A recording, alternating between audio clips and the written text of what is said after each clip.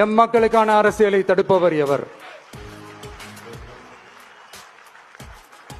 அதனால தோழர்களே, நமக்கு வந்திருக்கிற இந்த இடையூறு வெறும் டெம்பரவரி மட்டும்தான். எல்லாத்தையும் தகர்த்தெறிவோம், மக்களோட கை கோர்த்து நிப்போம், மக்களோட களத்துல போய் நிப்போம். நம்ம பயணத்துல தடம் மாறவே மாட்டோம். இப்பவும் சொல்றேன், 2026ல ரெண்டு பேருக்கு நடுவில் தான் போட்டியோ. ஒண்ணு, இன்னொன்னு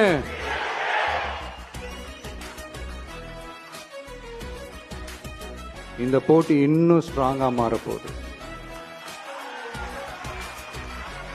100% வெற்றி நமக்கு. வாகை சூடுவோம், வரலாறு படைப்போம்.